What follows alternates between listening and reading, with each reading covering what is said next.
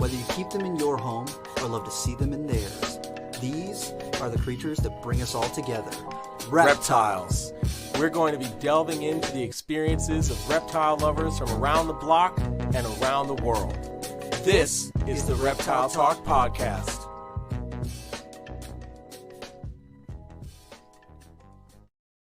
Boom! What is going on? What is going on, Rob? What is going on, everybody? This is Jeremy Turgeon from Brassman Reptiles. And I'm Rob, and I'm creeping a reel. And true to brand, we're a little late, but that's okay. Hey. Today was just like just a shit show, the whole thing. Yeah, exactly. It's been a day. So to preface, I was just in Raleigh, which is your neck of the woods, picking up rats. And thank God there's dry ice in the cooler, so I was able to just rush right into the house and make this happen. But after sitting in a little bit of traffic, it made me delayed to get there, which then made everything else get delayed. So I rushed out of there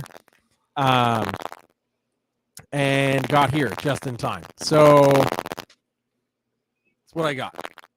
That's what I got. People are saying there's static in my mic. Oh, yeah, no. on your mic. Oh no!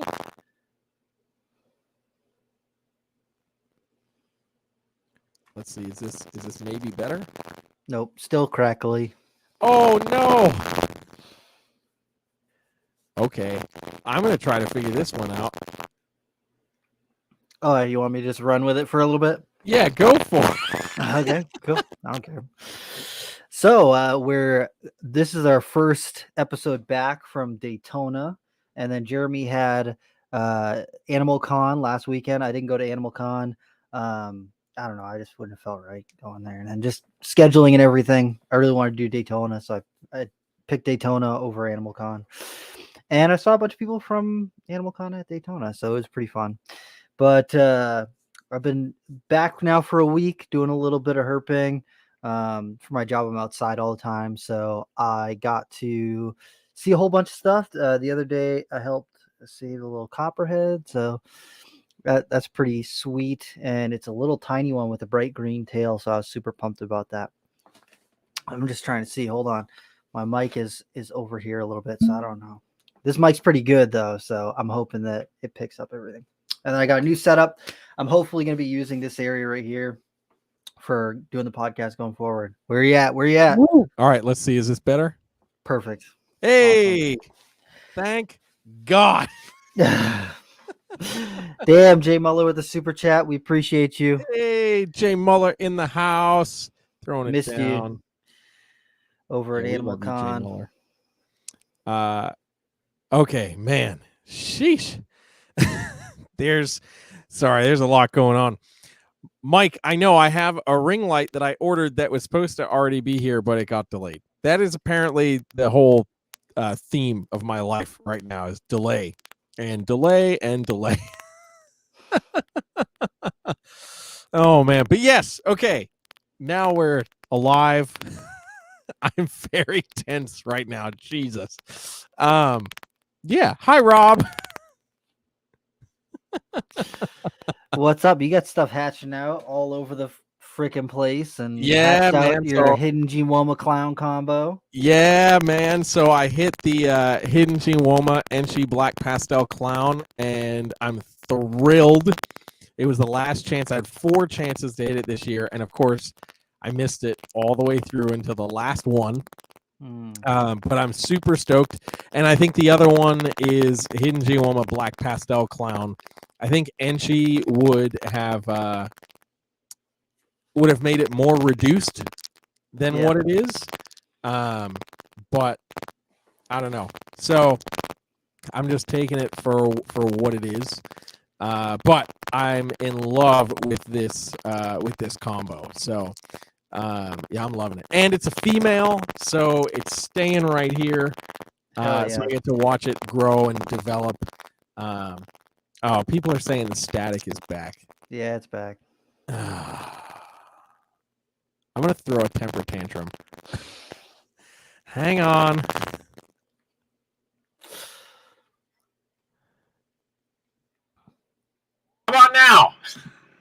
Oof. Sounds like you're speaking into a megaphone. Yeah, I know. Okay, actually, that doesn't sound that bad. That doesn't sound that bad? Yeah. Okay, great. We're doing a stripped down version because now I can't hear anything. I'm gonna like lose my mind. Oh gosh. Okay. Well, I guess it's gonna be really true. We're gonna pull the NPR. Don't listen to the first 100 episodes.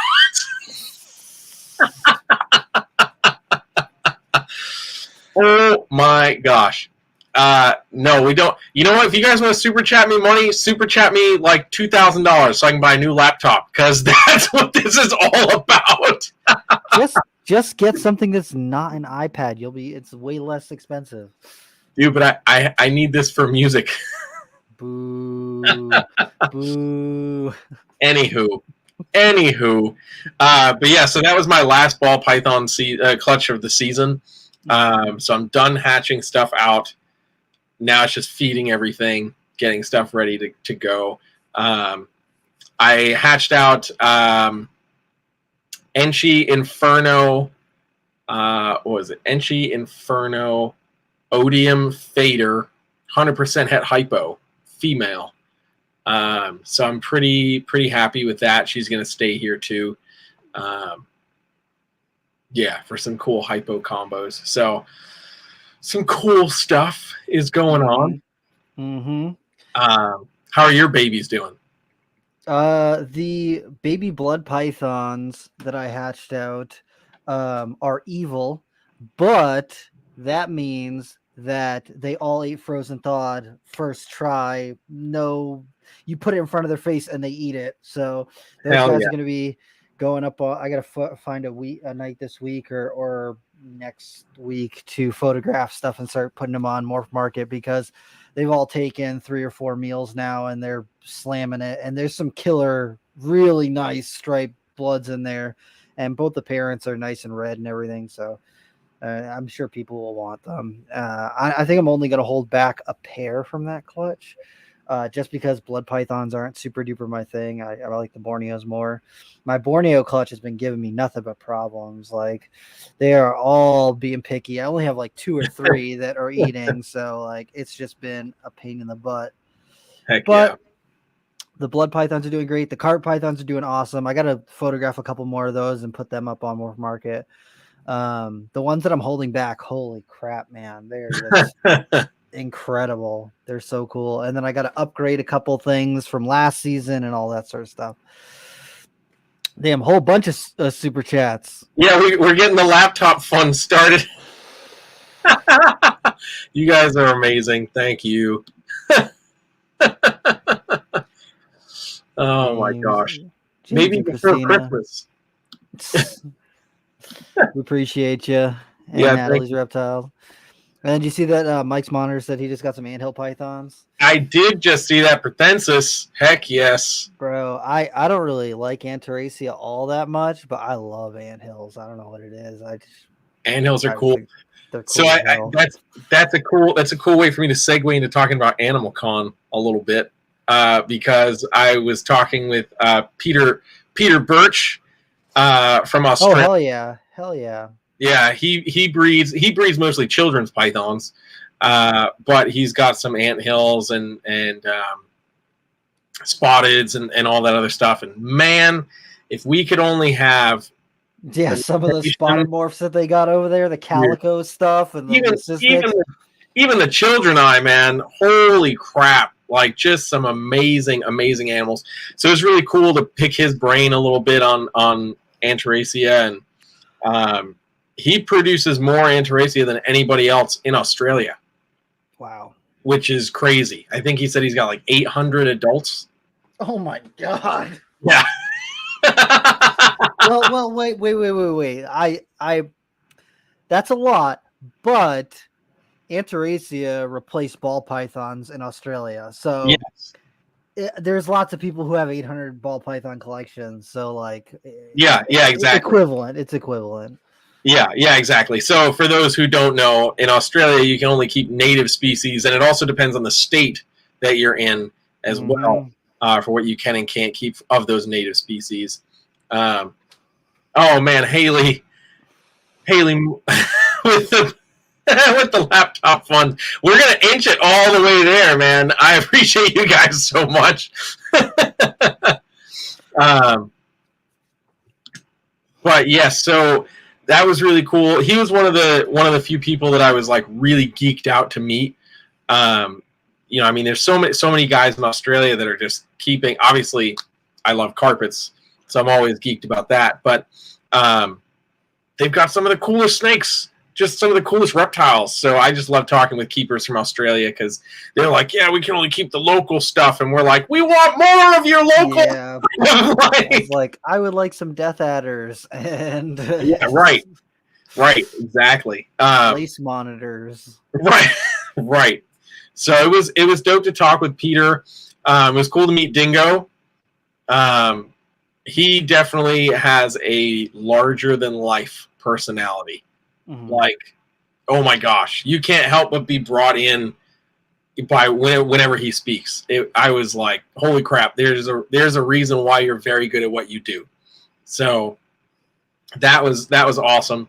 It was awesome to meet so many people. Bionic Benny was in the house. It was great to meet Benny. Shout out to you, man. All the support and everything. It was finally great to meet you in person. Jay Muller with the laptop fund edition. You guys are crushing it.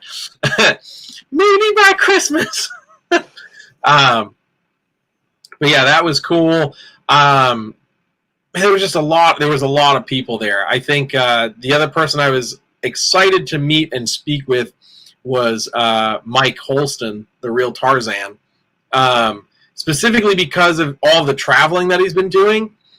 He was just in Borneo, so I was really excited to talk with him about the travels to Borneo. Man, they've got some cool snakes in Borneo. Yeah, they do. They do. The private collectors there. I was geeked out by. He showed me this photo of like a decent sized Borneo shorttail, like nothing too special, but like a wild Borneo shorttail. And I was like, man, you know, that's a neat looking Borneo. He's like, yeah, they fed it to a king cobra. And I was like, oh, I mean, food, you know, would be, but I was like, also that Borneo is probably 30 plus inches. Yeah, it's a big thing. Yeah, it was not a small Borneo, and it was fed to like a 15, 16 foot king. Damn. Like, holy crap. Nicole is in the house. What's up? But yeah, so it was really interesting getting to speak with him about all of his travels, and just seeing some of the stuff that he's been seeing, talking with the locals in those areas. You know, it was crazy because he was like, you know, you can talk to a biologist that goes out there and whatever, and you know, they'll show you some stuff, they'll educate you on some stuff. But he's like, if you really want to know what's out there, you go find the locals, man. Mm-hmm. Like, you just go find the locals. So he had so much information about that stuff. I was very impressed. Like, he was definitely soaking it in. I think he said next he's going to be going to India. So I mean, man, he's traveling the world, man. And like I was saying to you before, he's just got such a super unique perspective, getting to see all that stuff that most of us, the vast majority of us, can only hope, you know, to ever get to experience. So that was super cool. It's always good to see Brian. Yeah. Marchek and Potter. It was great to see both of them. Yeah, just so many amazing people. It was a cool event from the standpoint of, like, it was kind of part expo, part panel discussions. Obviously, there were the meet and greets and everything like that. So it was like part expo, part Comic-Con, you know, kind of vibe. Yeah, I mean, it was something very unique, and obviously there's a lot of bugs that had to get worked out, you know, but there's so much positivity in the room. It was amazing, and I already know that they're looking on to next year and expanding it for next year. because that's how well it went this year. And Rob, you need to go. Because the amount of people that asked me where you were, why you weren't there, like Will Nace was there. I didn't get to hang out with Will all that much, but it was good to see you, bud. Yeah, I don't know. I wanted to take off more time for Daytona and then for Tinley. And so since I started my new job in January, I was like, I probably will be pushing it if I take 2 weeks off, for AnimalCon and for Daytona. So I was like, I'd rather just take a little bit longer for Daytona. Maybe next year. I don't know. I don't know. I feel like that's not my scene. I feel like I'd just be standing there, just be like, hey, I saw these people last weekend at Daytona. So there were definitely some folks that were there at Daytona, but I'll tell you, there were probably more folks that weren't. Okay. As far as like the creators, content creators, and like breeders and stuff like that were there. Most of them were not at Daytona. It was a different crowd. There were definitely a few, like Adeline was there. So definitely some of the folks we saw at Daytona were there, but it was a different crowd. It was also just a different vibe, because it wasn't an expo. Mm-hmm. Like it was way more focused on the panels and keynote speakers and stuff like that, and then the meet and greets. It was basically like the hang element of a reptile show, minus the reptile show, if that makes more sense. It sounds like a Comic-Con where it's got like a little bit of like buy, sell, tradey kind of stuff, but it's mostly like come see the person that you like and go listen to the panel about the people talking about behind the scenes on this comic or this thing or whatever. Yeah, I mean, pretty much, which is a different vibe, because I think, at least for the reptile folks, I think a lot of them expected an expo, because that's all we ever do, our reptile expos. So this was definitely a different vibe, but it was cool. It was also, it was fun to see Kevin in a social element. for an entire weekend. Yeah, that was a 100% social thing. Like there was no anything else, But then the after parties were just more of the hangs for the creators and the VIPs. I'm super happy that he got to go to Gatorland though. And I'm bummed that I missed that. That part I'm very bummed that. I mean, I went to Gatorland last week and I had a great time, but it looked like you guys got to do a whole lot of fun stuff while you were there. Yeah, it was awesome. So they had the park kind of cordoned off, so we couldn't go to the whole park, but because there's just way too many people. But Savannah, shout out to you, Savannah, because you're just amazing and wonderful. It was great to see her again.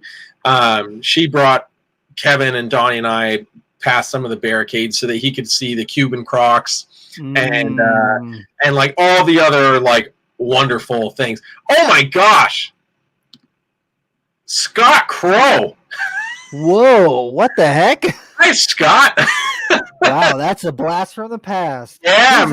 For all the people who are watching right now, Scott Crow worked at a reptile shop when I was a kid. Yeah. Now he owns an exotic fish store, or I think it's a couple stores now in Rhode Island.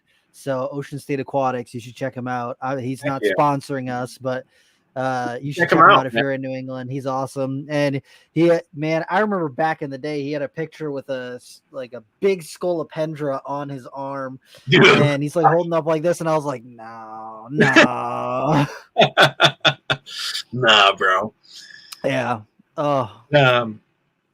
But yeah, so I mean, it was a cool event. Kev was geeking out. Yeah. Geeking out with the leucistic alligators and the Cuban crocs and all of that stuff. So that was cool to see. And then Donnie improperly booked their flights, so they got stuck in Florida for an extra day. Yeah. But they made the best of it, went to Ty Park's place, and they had a blast at Iguanaland. So that was great. I'm happy for him. But yeah, it was a cool vibe. I think I definitely think you should go and check it out. So I will consider it for next year. It was just not in the cards for this year, but maybe. Yeah, no, I totally get it, man. I totally get it. But it was fun. See, what I would want to do, doing it again, especially if it falls on the weekend after Daytona, which I'm not sure if it's going to do that again. But it would be like, I'm just going to take 2 weeks off, do Daytona. I won't leave so early for Daytona. Like, I'll get there for the weekend for Daytona. Yeah. That week in Florida and just hit people's places and hang. Yeah. Do AnimalCon and then spend a couple extra days in Florida and then dip out after that. I think that would be the move if it's scheduled the same. Yeah. But I had a good time at Daytona, but I feel like, I don't know, I was trying to cram so much in there that, like, I don't know. I took 6 days and I still was like, man, I wish I could take a couple more days. yeah. No, I get that, man. I definitely get that. So yeah, but now Daytona was a blast. Daytona was awesome, man. Yeah, I had a really good time, and did a little bit of field herping, did a little bit of Expo, did a little bit of hanging out, hit the beach, did some swimming, didn't get bit by a shark. So hey, that's all I could ask for. That's all good things. All good things. All good things. Yeah, I was super happy. It was nice to be back. Florida's always a vibe, regardless of FWC's nonsense. Florida itself is a vibe. Yeah, it was great to just see folks we usually don't ever see unless we're at Daytona. And of course the beach didn't get bit. Will is not a fan of your comment. Yeah, no, I didn't get bit by a shark. Here's the deal, Will. Daytona Beach does have a lot of shark bites, and last year and this year I went swimming at midnight, which apparently is prime shark feeding time. So I was told, don't go swimming at that time, because if you're going to get bit by a shark, that is the time that it's going to happen. I don't generally expect to get bit by a shark. I actually love sharks a lot, and when I was a kid, I was more into sharks for a while than I was into reptiles. But I have a genetic condition where I can't get water in my ears. So I basically made the decision, well, if I can't get in the water and swim with sharks and be around them and be close to them, I'll do reptiles instead. So, like, I love sharks greatly. And, like, not just, oh, great whites are cool. Like, I love, all the sharks, from cookie cutters to goblins to threshers, lemon sharks, black tip, white tip, you name it. I love all sharks. They're awesome. Heck yeah. And I did get smacked by a fish while I was down there. I saw that. What? Okay. What led up to that moment? What happens in Daytona? No, I'm just kidding. So we were walking up and down the beach, just walking around, and I was just pointing out little things like the terns that were flying around, and then I think they're called sandpiper birds. They're running up and down the beach and stuff. And down by the pier, there was like a frozen thawed small or medium rat, and we were like, "What the hell is this doing down here?" And they're like, "Oh, the Reptile Expo this weekend." So we were like, "That's weird," and everyone was like, "Oh no, it's not from the expo. It's like a pier rat that just died and happened to end up in the water." And I was like, I don't know. And so we're walking up and down the beach, and I kind of like walked further than everybody, and then I end up walking back, and there was this like angelfish. I was told it was an angelfish. I don't know if exactly if it was an angelfish. It looked kind of like a saltwater angelfish, but it was dead. And so I like grabbed it and walked up to. It was the Jeff and Kendra from Puget Sound Pythons. Was hanging out with Dominic DeFalco and a few other people, and Kristen and everything. And I was like, "Hey, look, I caught a fish." And they were like, "You did not just reach in and catch a fish," because they didn't realize that it was dead at first. And I'm like, "Yeah, it's dead." And they're like, "Oh my God, wait, can I smack you with the fish?" And I was like, "I don't care, go ahead, whatever." And they're like, "So we're gonna record it." So they recorded it. I got smacked with a fish. And then like 50 feet down the beach in the opposite direction, I found like the wings and shoulders of some sort of bird. I don't even know what kind of bird it was, but there was like a little bit of spine there and everything. And I was like, dude, this beach is just like all kinds of weird stuff on there right now. Dang. Yeah, hey, it's what it is. It's not Daytona if some crazy stuff doesn't happen. That's fair. That's totally fair. I have to say, have you ever eaten at that diner that was across the street from our hotel? That old school diner? You know who went and ate there with me? Matt Bowers. The man, the myth, the legend. Matt Bowers. Mr. Peach State Pythons himself. That's yeah, it. we got skunked when we went field herping on Saturday morning. And when we got back, we were like, man, we're starving. And so me and him were like, let's go to IHOP. So we because all the rest of them were going, I don't remember. The rest of them were going someplace else. Me and him were like, we're going to stop and get IHOP real quick. So we went to IHOP. They were like, oh, it's a 40-minute wait. And we're like, oh no, we really want to get in the Expo because it was already like 10 o'clock or something. 10:30. Right. And so we walked over to the diner and they're like, oh, we can seat you in a couple of minutes. And we're like, okay, cool. And we sat down and then we ended up waiting 40 minutes to get our food anyway. So it was like probably better off just going to IHOP. But I mean, the food was good. The pancakes were ginormous, but yeah. It was a pretty decent diner.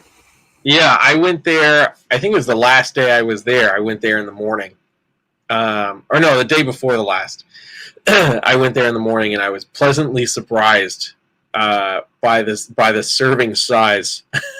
Yeah. I was like, oh, this is actually quite nice. Breakfast for 2 days.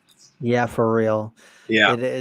Did you see their T-shirts too? They were like, sarcasm isn't extra or whatever. It's yes. complimentary. Yes. I was really close to buying that one. It would have been very much on brand for me. Yeah.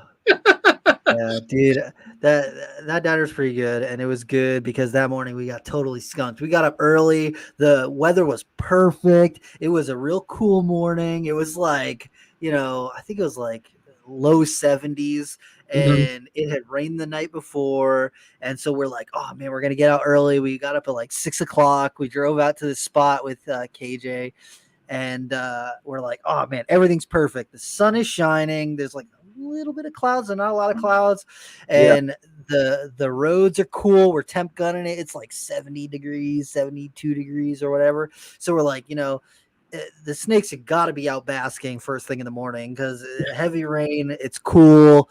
They got to heat up for the day. So we're gonna just go out. We're gonna see some stuff. And we got skunked. We didn't see anything. We didn't see. Or what we saw? We saw a river otter that ran in the middle of the road.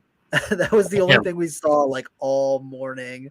We're like, oh man, maybe we'll see this. Maybe we'll see this. Like pygmies or Eastern Diamondback or like coral or something.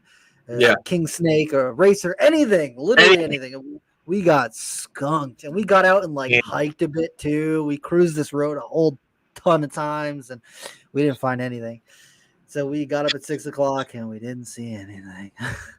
That's okay because literally we made up for it. Each of us made different trips out to a couple different spots and ended up seeing some stuff. I saw a couple pygmies, and then Casey went out with Jeff and Kendra, and they saw the pygmies with Casey or 3 pygmies and a cottonmouth. Heck yeah. They're made up for it in the end. Yeah. Oh, I shouldn't say we got completely skunked because we saw a baby banded water snake that got hit in the road that was dead. Ooh. And then we saw the head and neck of a Florida banded water snake that promptly hid in a pile of rocks as soon as we were like, oh, maybe we can try and catch it. It knew. Yeah. It knew. Yeah. I mean, we at least saw something, but we didn't get too close to it. So yeah. But then we went out on, what was it, Sunday? No, it was Monday. I think it was Monday. It's Sunday or Monday. I can't remember. It had to have been Monday because it was like getting close to when when I was going to be heading out. But we went out and it looks like it was just about to start thunder and lightning. And we're like, maybe we can get a quick road cruise in before it starts raining. And we got to the spot before everybody else. And I get out of the car and I'm like walking around a little bit. And boom, pygmy just curled up like right there. I was so hyped. That's awesome. And so I'm snapping pictures of it a little bit, and I'm trying not to get too close to it. And you can hear the thunder and just like getting closer and closer and closer. And we're like, oh crap. And so that pygmy takes off, and I'm like, crap, man. I really wanted them to be able to see it when they got there, because they were running a little bit behind. And then I saw another one, but I literally just caught a glimpse of it as it was moving through this like open brush area. And when they got there, they were like, oh, you saw a pygmy? I was like, it literally already took off. I like tried to scoop it. When it started moving, I tried to grab a stick and like scoop it over to the road. It wasn't having it. So yeah, no, he was like, I'm out of here. I know what's coming. Yeah. So we did a like one lap in our car following Casey and them. And then they ended up road cruising for a while afterwards, and Kristen and I went and got food. But yeah, it was I was pumped that I got to see a pygmy, because I've never found pygmy rattlesnake before. Only the second time I've seen East Coast rattlesnakes, because I've seen one timber when I lived in New England, and haven't found any other species of rattlesnake on the East Coast. So that was really cool, and it was beautiful. I got some nice pictures of my DSLR. Or my actual camera, so I'm pumped. And I'm trying to think of what else I did while I was down there. We went to I'll say it right, Buc-ee's. Yeah. Thank you, for the other way will get us demonetized. yeah. I was like, Kristen, I'm gonna send this to him, and he's gonna either be like, Rob, what the hell? Or he's going to be like, does he know what that is? And I was like, I think Jeremy knows that I know what that is. Like, but Rob, I know what that is. Oh, I know you know what that is. Trust and believe. Oh, gosh. We went to Buc-ee's. Buc-ee's is awesome. I don't think there's a Buc-ee's in North Carolina. If there is, it's not up by me. South Carolina. Is there? I heard, or there's one being built. So the deal with Buc-ee's, it's amazing. The deal with Buc-ee's is that they have an entire wall of beef jerky, and it's like a Home Goods mixed with a gas station, mixed with what's some place that has got a lot of jerky? I don't know, like a barbecue shack or something. Yeah, and they got fudge and like all sorts of stuff. So yeah, dude, that walking in there, because you went to the one that was just outside Daytona Beach, right? Yeah. So you got that middle island where they're like pumping out hamburgers and brisket sandwiches, and right on the back end is like fudge and brown stuff. Bro, we got some of that fudge. That fudge was tight. It was so good. It was so good. Oh, man. Yeah, I walked in there. So I went there the beginning of the week with the Zoom Ed guys, because we were coming back from Titusville, because we were supposed to go do that bioluminescent kayaking, and it got rained out, which was a bummer, but it wasn't a wasted night, because the hotel was really nice. They had like a rooftop diner, bar thing. So we just hung out up there, and the rain, we drowned our sorrows in the rain. But coming back, they're like, "Oh, let's stop at Buc-ee's," and I'm like, "Sure, let's do it." One of the reps that was there was their Texas rep, so he's like, "Yeah, Buc-ee's, let's do it." Man, I walked in there and sensory overload, like. Yeah. I was like, I don't know what is happening, but I like it. So. Hell yeah. So you want to hear a little funny story about Buc-ee's? Yes. About me and Buc-ee's. So I mentioned that I bought a bunch of fudge from Buc-ee's, right? Yes. I have an idea where this is going.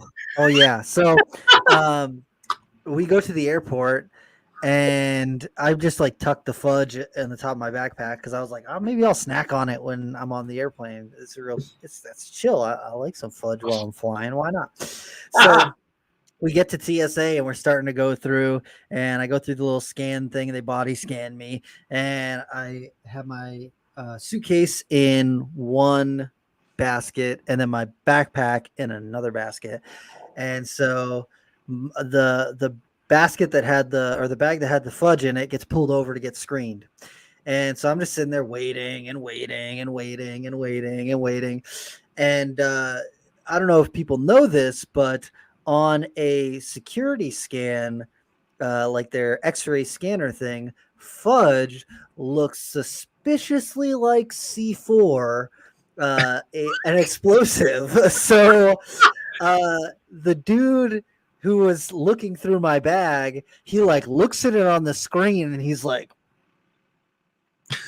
and like, and he's like, you need to step over here. And I'm like, okay, I'll step over here. And he opens it up. He grabs the box and he's like, fudge? Chocolate? Is this fudge? And I was like, yeah, it's fudge from Buc-ee's. And he's like, oh, okay, get out of here. I was like, oh man, he's probably sweating for a hot second. Dude, he laughed too. He was like, this is fudge, isn't it? I was like, yep, that's some grade A fudge right there. Dude, if you do not start a fudge shop called C4 Fudge, no, guaranteed to get you in a special selection line at the airport.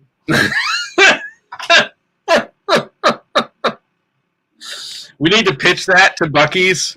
Be like, you guys need a line of fudge called the C4 line. Yeah, it's gonna be like hot pepper fudge. So you put like Carolina Reaper flakes in there, and so yeah, it's exactly. Like, oh, it's hot. It's explosively hot. It's like ooh, cool. That's yeah. Luckily, they didn't like pull me out and search my whole shit. They just like were like, oh, it's fudge, and then they're like, okay, you're good to go. Thank God. Yeah. Oh, gosh. That's amazing. Okay, before we forget, let's run our ad break for our wonderful sponsor, and we'll be right back. Black Box Cages, located in Buford, Georgia, is your one-stop shop for all of your caging and rack needs. Owners Jen and Clint are at the helm of this fantastic company. With one of the shortest lead times in cage and rack manufacturing, Black Box can satisfy anyone's needs. From baby racks to V70s, arboreal and terrestrial caging to deep-fronted bioactive enclosures. You can find everything you need right here. New enclosure sizes and products are added frequently to their availability, so be sure to check back often. Black Box Cages have tons of customizing options for lighting and heating.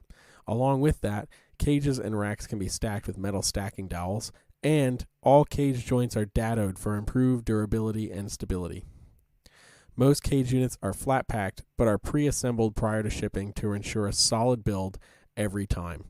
The Micro, XC18, XT3, Bio-G, and 3-stack V70 ship assembled, and all other racks are shipped freight and assembled. The XR16 and XR20 model racks allow keepers to mix and match tubs.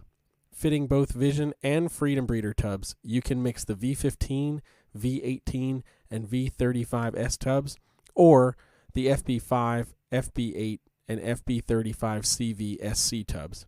This kind of flexibility allows keepers to raise their animals from hatchling to juvenile or subadult size before needing to upgrade into adult caging. Don't just take our word for it. Go to their website to see countless customer reviews and review videos from keepers all over. To learn more about Black Box Cages, follow them on Facebook and Instagram at Black Box Cages, and of course their website, www.blackboxcages.com. Links to their socials and website will be available in the podcast description. Bam! So massive shout out to Black Box Cages, and I'm going to plug this in because it just went up on their Instagram about an hour ago. Some new updates to some of the stuff that they've got. The XT4 and XT3 enclosures are now available with sliding doors, and the XT3 and XT3s now come in a single drop down door option. So as always, guys, go check them out, blackboxcages.com. Hit them up. Tell them we sent you. Just do it. Oh, Just do yeah. it. So Daytona, I'm trying to think what probably the most memorable thing for Daytona for me was. Actually, you know what? There's two things. And maybe you'll have a similar experience on one of them. First thing was, I think I've talked to you before, and I probably mentioned it on the podcast, the palmetto corn snake stuff. I've been wanting to take that in the direction of getting the high pink coral ghost stuff. Ooh, yeah. The palmettos to get, gray and pink dots and more pink dots and everything like that.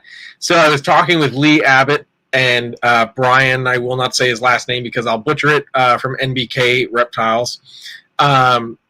And Brian is working on that project, if I remember correctly. And he brought up something in that conversation that I was not thinking about, but made me pause on the project. And that is the fact that the pink takes time to come in. So he had some animals that were almost 2 years old before he started seeing the pink dots. So he made some salmon snow palmettos. So it was an all white snake right out of the egg. Cool, fine. In an effort to just get pink dots. So there'd be you're not going to see the white dots, but just to get the pink dots. And it took nearly 2 years to start seeing pink dots. So that was a bit of a turnoff for me on that project. I think it will be different with the ghost stuff because at least you'll be able to see the gray dots. So at least you'll see some sort of texture there. But yeah, thinking about that taking that long before seeing the pink made me be like, man, I don't want to hold these snakes back for 2 years. The whole purpose is to make them and then sell them. But if I'm holding it back for 2 years, I'm just keeping the damn thing. Yeah, you might as well keep it at that point. Yeah, so I still think it's a cool project and definitely something worth it if you're interested in just making a couple really, super cool snakes. But it made me kind of pause on that and made me think about wanting to go in other directions with palmetto. Like Travis Whistler had a butter palmetto at the show. I don't know if you saw that, but it was like white with just bright yellow spots on it. And I was like, that's kind of cool just because it was so different. So that was number one. The other conversations that I was just kind of like listening in on, and also were happening on Facebook later, we're talking about, how some of the, not necessarily old school or OG herpers, but the previous generation of reptile keepers, like the Michael Coles, the Sean Heflecks, the Greg Grazianis, and all that stuff, coming into the show and being like, well, we only recognize 4 people. Like, what the heck is going on? So the show's changed a lot. And I think for multiple reasons, I think a lot of those guys that are getting into their 50s now are just kind of like, I don't need to do shows, because they've either built a big enough name for themselves or they've downsized to a point where they don't need the shows as a vehicle to sell animals. But the interesting thing was how some of them kind of scoffed at what's essentially our generation going into the next generation of keeper. And it made me think generationally what has transpired in the reptile industry in the last 3 generations. Our generation, I'll say, being like the 3rd generation. So if you think before the Kevins and Bryans and Michael Coles and all those guys, there was a generation before that, the Craig Trumbauers, the Phil DeVogel, like all those guys. Those are the guys that, in my brain, that first large-scale generation of reptile keepers, they were the guys that were figuring how to keep things alive, right? How to keep things alive, how to breed them, what the quirks were, what the nuances were, to actually just have fun and do this. Then the Kevin Bryan generation, that was the generation that figured out how to monetize it, how to make it a business, and how to make a living off of it. And then, our generation we're well, you're in your 30s. I'll be 30 this year. We're the guys coming in on the tail end of make it a business, but also bring it to the masses. Put it on social media, educate people online versus only in person when you get the opportunity. So the generation that's coming after us now, these kids that are in their late teens, maybe early 20s, what are they bringing to the table, for the industry? What's their next big move? So it just got me thinking a lot about that generational pull from each end, where we've got, if you really think about that, only 4 generations, we go from figuring out how to keep things to making an amazing, business out of, keeping and breeding snakes, all the way to now sending it out to the masses and opening it up for everybody to get involved. Like that's kind of crazy to think about in just 3 generations of doing this, So yeah, it was interesting to hear that and kind of listen to that and get some people's different thoughts on it. There's some people that are excited for where it's going, and there are other people that are, grumpy and think that the generation after us is a bunch of no good, no nothings. So, which in some cases might actually be true, but that's right. That's the flip side of social media is like, you can get a viral video and suddenly get, 100,000 plus followers, but you don't really know anything. You just had a viral video happen. Yep. So that's the flip side of social media, as we move things forward. But it's, I don't know. It was just an interesting, thought-provoking aspect to Daytona that I wasn't prepared for, but glad to be a part of some of those conversations. Yeah, I think that when it comes to looking at that generational gap on things, that one of the things that worries me, like there's lots of things I like about the kind of the direction that people are headed in now. People are kind of wanting to enjoy their animals a little bit more, give things bigger enclosures so they can watch them and, see more of their natural habits and everything. And that's great. I love that. Mm-hmm. I'm moving towards that with, a bunch of my animals. I've got, scrubs in cages, like enclosures now, where I was mostly keeping in racks before. I'm going to be moving some carpets into cages soon. And so just so I can enjoy them a little bit more. But I do worry because there is this like huge pushback against breeders, or maybe it's just my own perception, but there's this kind of pushback against people who breed. And if there is not people breeding a lot of these animals in, more than, I produce an odd clutch here or there, Mm-hmm. A lot of this stuff could end up, maybe not disappearing, but becoming significantly harder for people to get. So think about your favorite kind of reptile, if it's not a ball python or like a corn snake or something.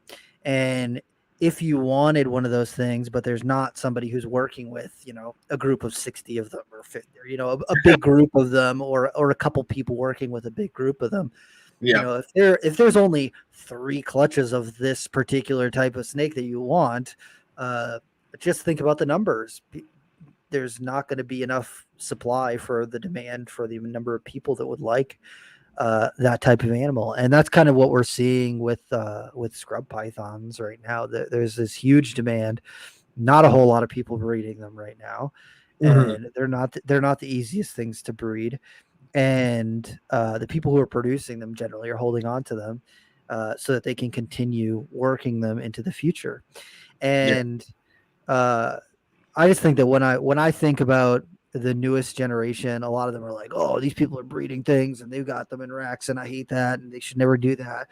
And it's like, well, here's the deal. If you would like to have some of these things, or like for other people to be able to have access to these things without it being, a $5,000 animal or a $2,000 animal, or even to be attainable at all, there has to be some number of people who have got them in decent numbers. And when you do that, you kind of do have to work with racks. You kind of do have to work with what you can do. And, I think that there is a line that we need to walk. So make sure that you're taking care of your animals properly, making sure that everything's getting the attention that it needs and everything. But there are people who are like, if you've got racks, you're wrong. And those people are really loud and annoying. And it is what it is. I think that if you can keep your animals in cages, do it. But there are also animals that don't do great in cages, like bloods and short tails. Like, Right. I think that's one of the things that just rubs me super wrong about that whole argument, because people are like, everything should go in a rack or a cage. And I'm like, okay, I've got bloods that, like, you keep them in a rack and they're fine. They're easy to work with. Everything's cool. But you take them and put them in a cage and they lose their minds because, and it doesn't matter how much stuff you put in there, or if you use live plants or you use UV, it doesn't matter. It is not comfortable. It's not happy in that type of enclosure. And when people start, they're like, well, how would you feel? And it's like, I'm not a snake. I don't know how I would feel. I'm going by how the animal feels and how it reacts to me. The animal's acting calm and easy to work with. It's probably not agitated. And if you change the setup and all of a sudden now it's losing its mind, maybe you're using your monkey brain to think about what you think it wants, and not using a snake brain to think about what the snake wants, or the lizard, or the gecko, or the frog, or whatever. Yeah. There's just a lot more to it than some people seem to think, and that's where, like, I just feel this kind of disconnect from both sides on things, because the old guys are like, well, we bred them in racks forever and that's all you need to do. And it's like, yeah, but you ever seen a carpet python perched up like a green tree? It's pretty freaking cool, man. Like, you can branches, they'll perch just like a green tree. It's pretty awesome. My IJ cars do that all the time. That jungle that I set up in the protein enclosure, it sits perched like a green tree all the time. And if I was keeping it in a rack, I just wouldn't see that. And so for me, it's just, I like to put it in an enclosure where I can watch it and enjoy it, and it gets a little bit more out of life. And I don't have everything in everything in enclosures. I don't have everything in racks. It is definitely something to really, really think about. Yeah, absolutely. And I think it's interesting that you said that, because that was one of the things. So one of the panel discussions that I was on at AnimalCon was talking about breeding snakes, and we had a decent amount of time open for Q&As. And this topic got brought up as people are keeping more things in cages, and is that where the hobby's going and stuff. And one of the things that I had said was, just like you said, not every species does great in a cage, just like not every species does great in a rack. Yep. It goes both ways. But when you're talking about something that you want an affordable pet, right? You think about what it takes financially to heat a rack versus X amount of cages, that where cages using lights and heat mats, and maybe you've got UV on it or whatever, all these other things. That eats up way more electricity than that, 3, 5, 10-inch piece of heat tape that's now heating 3 snakes or 4 snakes, depending on the size of your rack. So if it costs, maybe let's say $30 for a baby normal ball python, but the parents are being kept in a rack, if we really got down to the nitpicky, brass taxes of everything, that for the cost of food for the adults, the cost of food for the babies, the cost to heat each individual tub, all those things, if you wanted to break all of that down, which you could do if you wanted to be that guy, now you're looking at what those numbers really look like and how that plays into it. So, let's say the cost is maybe, $3.50, per drawer in a rack, for that ball python. Okay, yeah, it makes sense to sell it for $30. But now you add a heat panel, you add a light, you add this, you add that. Now suddenly it costs you $15 to maintain one animal, when it costs you, $10 to maintain 3 or 4? So now instead of a $50 or $30 ball python, it's a $50 or $60 ball python. it's got to, it has to weigh out in some way, shape, or form.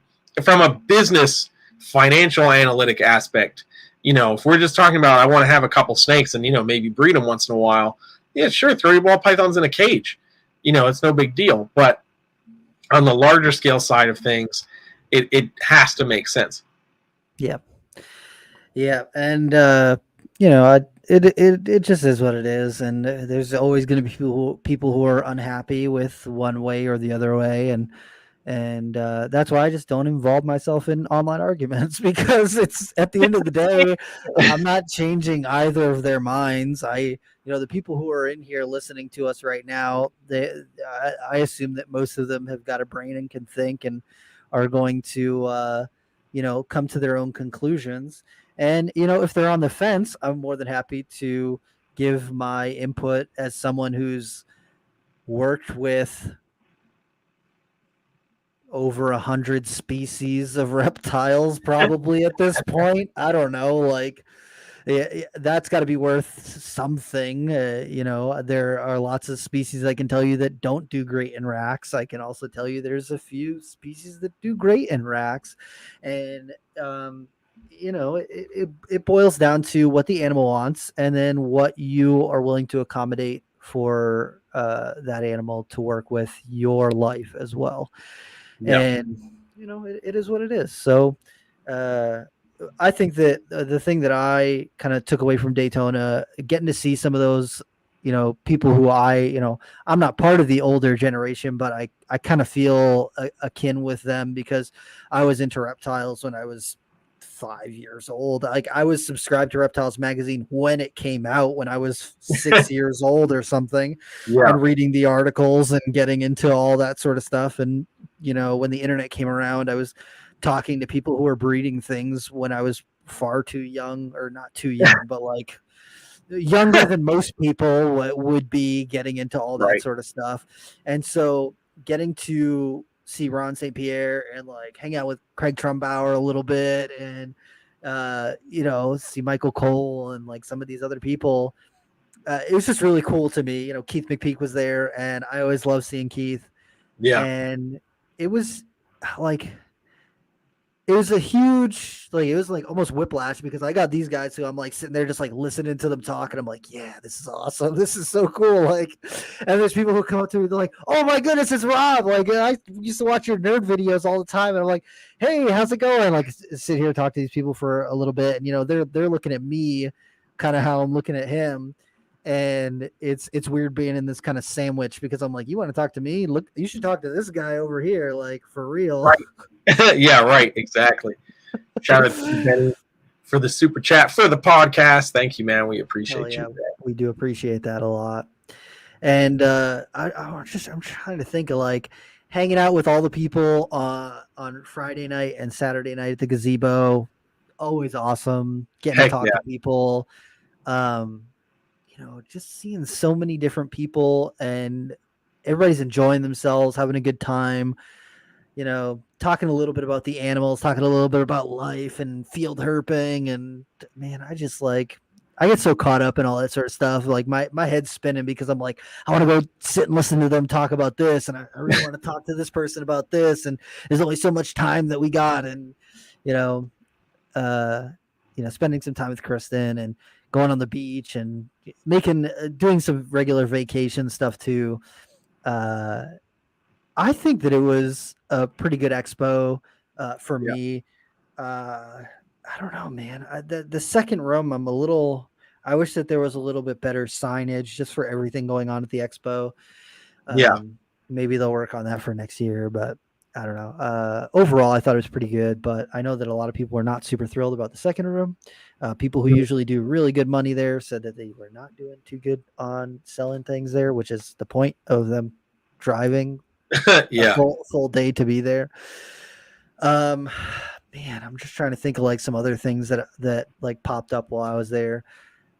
I don't know. I saw a lot of cool animals and a lot of cool people. So we're definitely some cool animals. It was super cool to be able to chat with Ron St. Pierre as much as we did. I remember when I told you Ron St. Pierre wants to talk to you. I was like, wait, what?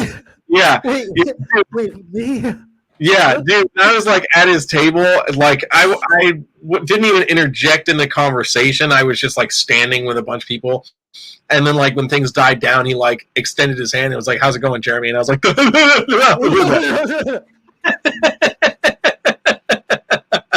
I was like, "Do you know who you are?" Like, literally, bro. Yeah, like that was a big highlight for me for sure. And he was like, "If you guys ever come down here, you got an open invite. You can come. We'll check out." Oh my god! Yeah, like, ah! Yeah, dude. We gotta do just a Florida reptile guy trip, where we like fly out of here, fly down to Miami, and just zigzag up. Yeah, just zigzag up Florida, and then like peace out of Orlando or whatever. Yup. Like, yeah. I'm so down, dude. I'm so down because I'm jealous that Kevin got to go to Iguanaland. I haven't been to Iguanaland yet. I know. I want to see some of the animals that they got there, and of course hang out with Ty a little bit. And man, damn, Mike Kasighi's in the chat. What's up, man? It was awesome to get to chat with you again and hang out a little bit. Yeah, the gazebo was sweet. Just man. I don't know. It was a great weekend. I'm a little bummed that I didn't go to AnimalCon, but I don't know. I always think about AnimalCon like I don't know if that's exactly my scene. I'd just be people be like, "Oh my god, it's Robin." I'd be like, "It's me." The way I think about it, dude, is like think about it as like when we're at the expos and people they come up, they want to take a picture. They're like, "Oh man, it's so cool to meet you," and they talk for a few minutes and then like carry on. Like that's basically what it was. Yeah, I really the one person that I saw pictures that was there. Actually, there's a couple people, but Reptiliatus, he's really cool. Yes, from Canada. And I talked to him a little bit on Instagram. And then the dude from Dark Den who does tarantula stuff. Yep. I wanted to meet him because he doesn't know me. He doesn't know who I am. I think it's cool that there's so many people who have converted to tarantulas because of his videos. So I would be like, dude, you're doing good work. I appreciate it. Hell yeah, tarantulas are awesome. Heck yeah, absolutely. It was also super cool to meet Mikey from Ants Canada. Yeah. Holy crap. Like I remember walking into the room to do my meet and greet, and he's in the room doing his meet and greets, and there's like a line of people. Dude, people flew from all over the country, and I think there were a couple people that flew in from Europe specifically to meet Mikey. That's wild. It was insane. Like, oh my God. Super cool guy. I didn't get to talk with him too much. I wish I got to hang with him some more. But the last night that we were there, a whole bunch of us were chilling out by the pool, and we got to talk for a while with his camera guy, Cheston, who also happens to be a recording engineer and guitar player. So Kevin and I and Cheston were like having like a giant musicians powwow on one side of the table, and everyone's like, what is happening? So that was super cool. Natalie's Reptiles with the super chat. That's how I'm going to react when I meet you guys. You're amazing. You're going to be at Tinley, right, Natalie? We will be at Tinley for sure. Yeah.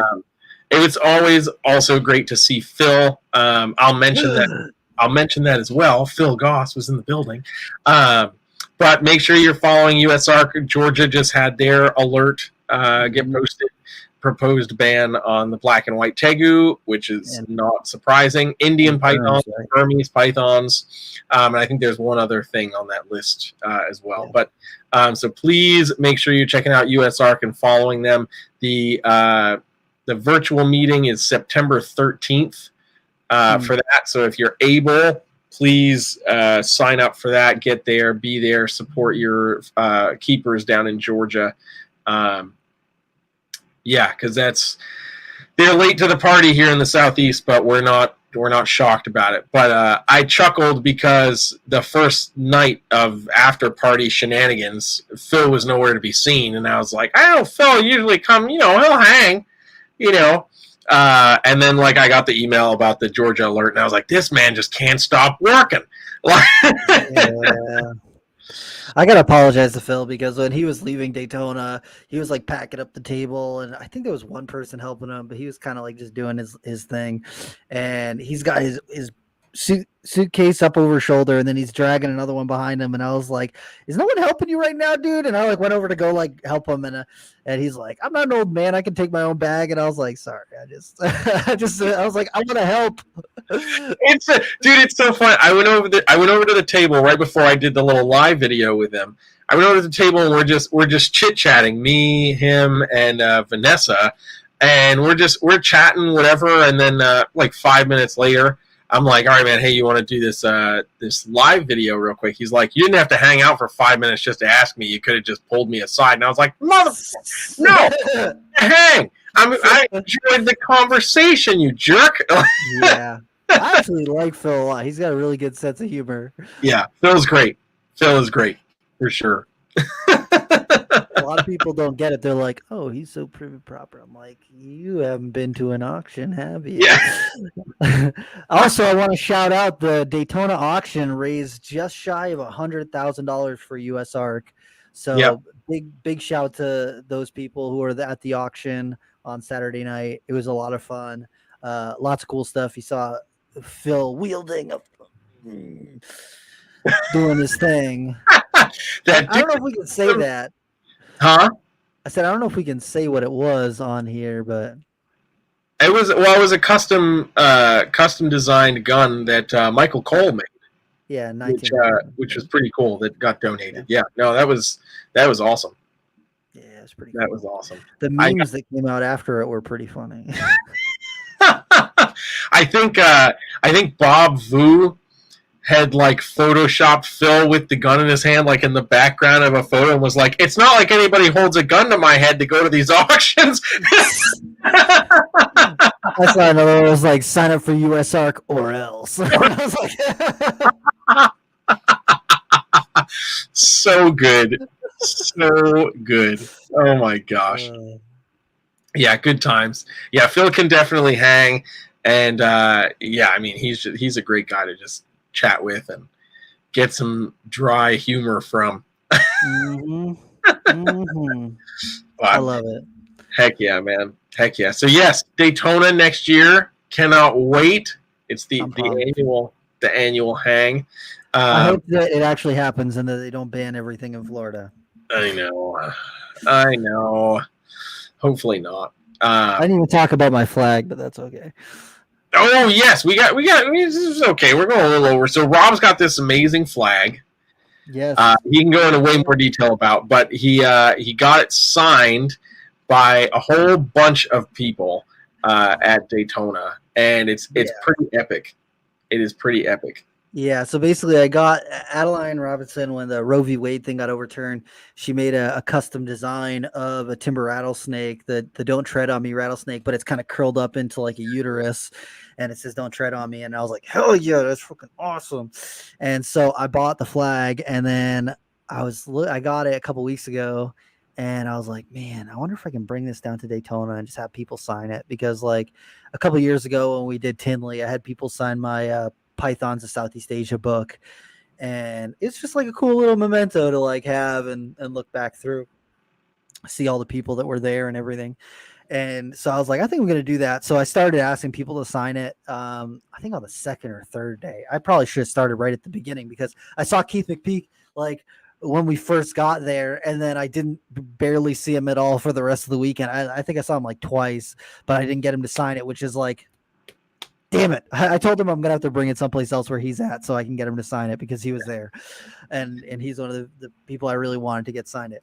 But I got a lot of like awesome people. I got Ron St. Pierre on there. I got Craig Trumbauer signed it. Johnny Boy? Johnny Boy! The Listen, Johnny Boy. So there's two people that signed that I like was like, what the heck is happening? One was Johnny Boy free-handing that little Asian water drawing, like, holy crap.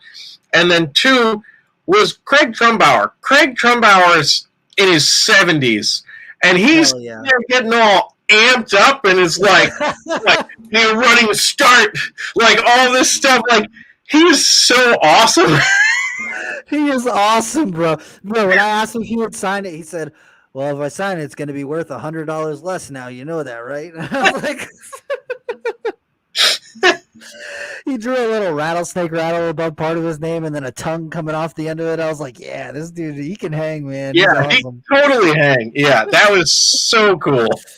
Yeah, I was like, hell yeah, that's awesome. And then, John Dragon is like one of the first people who signed it, and he's like, is it cool if I like draw something on here? And I was like, go for it, man. I was expecting like a stick figure or a phallic object, and he's sitting there, he's like over there just like kind of drawing away and doing his thing, and then he hands it over to me, and it's like an immaculate water dragon, like a not water dragon, water monster, and it's like, it's incredible. It's like, I was like, well done. You just drew that from memory? Like, are you kidding me right now, bro? And literally every person who signed it after that was like, oh, what the hell is this? Who signed? John Dragon signed that shit? Oh my God, he just free-handed that? Even Adeline was like, wow, holy crap. Yeah, especially because like that was on that material. Very not drawing friendly material. So imagine what actually happens when he gets, pen and paper, pencil and paper in his hand. Like, holy crap. I really want to go grab it real quick. I don't remember where I put it though. I'm going to look for 1 second. And if I don't find it, that's fine. We can wrap things up. But I really want to see if I can find it so I can show that drawing because it's awesome. Do it. Heck yeah, it was super cool. I mean, it's like the giant Daytona 2022 yearbook, pretty much. But it was awesome. I think every Daytona is an experience for sure. This past Daytona for me, I think was a massive highlight. Hey, he's got it. Okay, all right. Where's this, John? You're watching the YouTube video right now. Look at that, dude. Look at that. He free-handed that. He free-handed that. Like it was nothing. That's so crazy. If you're on the audio only, you have to come check out the last few minutes on YouTube just to see this. And then Catherine Brown, the Reptile Whisperer. Yep. Heck yeah. Is he find Craig's? Oh, Craig Trumbauer, he is over here someplace, right there. Look at him with the cool little tongue and rattlesnake. Dude, he's done that for his whole life. Like, that's awesome. It's awesome. Then Adeline, Colby Nelson. It's just April Linkfield. Like, it's just it's stacked, man. It's stacked. Yeah, it's an awesome flag, dude. It's an awesome memory of an awesome weekend. See everything, but it's pretty sweet. I'm pumped. It's going up in my reptile room. Heck yeah. I just was like, I need that. And it came out even better than I was expecting. And I got a lot of signatures that I was not expecting to get. So, hey. Hell yeah, dude. Sorry, I had the mic over there. No, you're good. Okay, so we've gone over our time. I don't care because it's great to just do another episode and talk with you and hang. Yeah. You know the deal, man. What in the realm of reptiles has got you excited about reptiles right now? The thing that's got me really excited, I can't talk about yet. Because, I said true. Oh man, what has got me excited right now? There's so many different things. Daytona was freaking awesome. Seeing that pygmy rattlesnake was so cool. Man, I wasn't prepared at all. Oh my god, I'm trying to think. Caden just posted that picture of the Nautinus gecko. That thing is awesome. That was super cool. I know that there's something else. Dude, all these people doing passion projects. That's what I'm excited about this year. I've seen so many people just hatching out amazing things. We're going to have Rick Crumine come on. He's hatched out black-headed pythons this year. He's hatched out Woma pythons this year. He's hatched out white-lip pythons this year. He's hatched out lots of Pituophis. Yes. Every time he posts something, I'm like, dude, how many different species do you breed? Are you kidding me right now, bro? Yeah, exactly. And then he's crushing Eric, it. yeah, Eric from NPR was hatching out rhino rats. He hatched out white-lip pythons. That's his passion project, bro. Hatched out white-lip pythons, the gold white-lip pythons for the first time. Man, I've seen 2 different people bred croc monitors this year, bro. Are you kidding me? Bro, that shit's crazy. Yeah, pretty cool. I was pumped about that.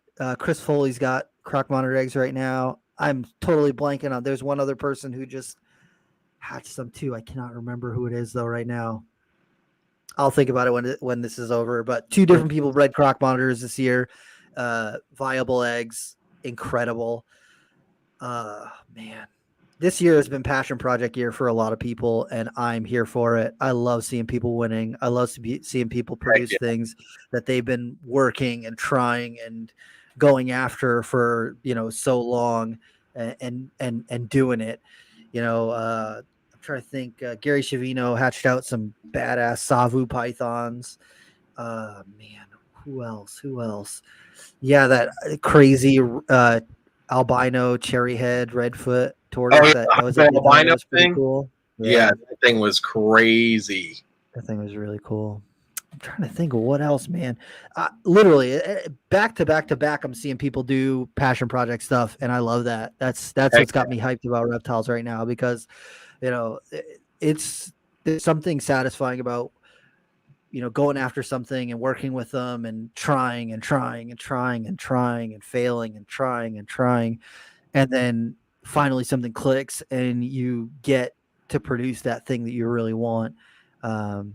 Just seeing that, I love that. That's every time I see somebody making something that they've been trying to do, that just gets me hyped. Heck yeah, man. Yeah, I couldn't agree more. All right, so you, Jeremy, what in the realm of reptiles has got you excited about reptiles right now? There's a couple things. Obviously, I'm going to second what you just said. People, really pushing their passion projects. I think that's amazing. And this year has definitely been the year of seeing people just crush it. I'm super excited also that seems like this year has been more rough scale pythons produced in the U.S. than any other year before. Matt Minatola produced some, bro.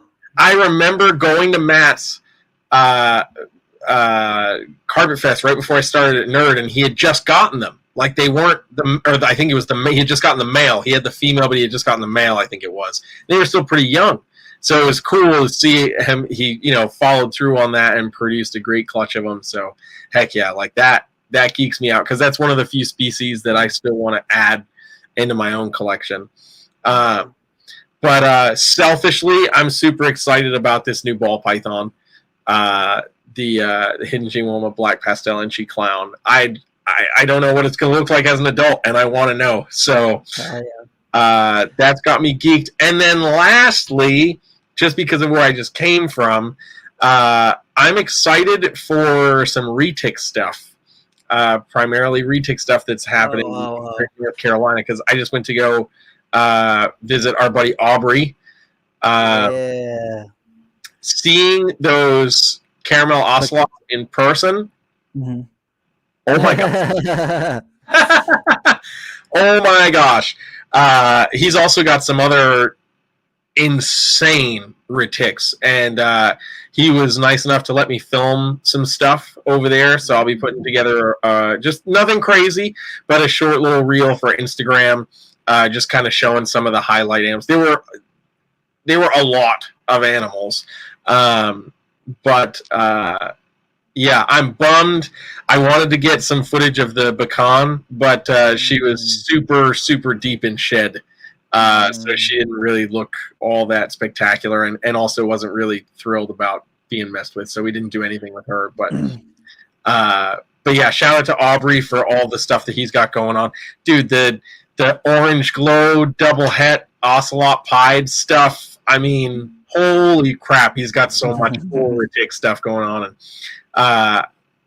and he's got some super dwarf stuff that's moving to. I mean, just cool retics. I don't really get geeked about retics anymore. Like I've got my few that I just like to have, and that's pretty much it. But going over to his place and seeing some of those, I would easily say the highest end retic collection in the country, easily. You know, I don't care who else has what. Like you're not gonna, you can't hold a candle at what Aubrey's got. That's just a fact. So yeah, dude, the super pecans are pretty fucking amazing. Like I don't really like retics, but a super pecan maybe could get me to change my mind a little. Like I like those old school tigers, and then the super pecan emeraldos are pretty freaking sweet. Yeah, I was like retic stuff, and I was like, oh, Aubrey, yes, yes. When you see this reel that I posted, I'm probably gonna post it tomorrow. Holy crap. Like, just holy crap. There's some cool stuff. Like, some stuff that glows. I got one more thing that's got me hyped. Dan Magano bred a side swipe to a skunk Borneo. Oh, yeah. Holy crap, bro. Those are the fucking hottest Borneos that I've seen. And he's been sending me pictures like as things have been like, you know, when they first hatch and then a week after they get a little bit more of that color on them. Oh my God, dude. Crazy. Like that project. When I saw those babies, I was like, well, I know one of the pairings I'm doing next year because that is just ridiculous. They're so incredible looking. Yeah. They just literally make my face melt with how amazing they look. And like Borneos, a lot of them are like, you know, they look a little, you know, there's some that really grab your attention. When I saw those, I was like, God damn, that's exactly what I like. It's amazing. That's Black how and about, white and that's how I striped think and about this. See if it focuses in. is that an orange glow thing? It's with a whole lot more other stuff. Focus. There we go. Yeah. Look at the saturation on that snake, dude. It's very orange. It's tang. It's a kick in the glass. Dude. But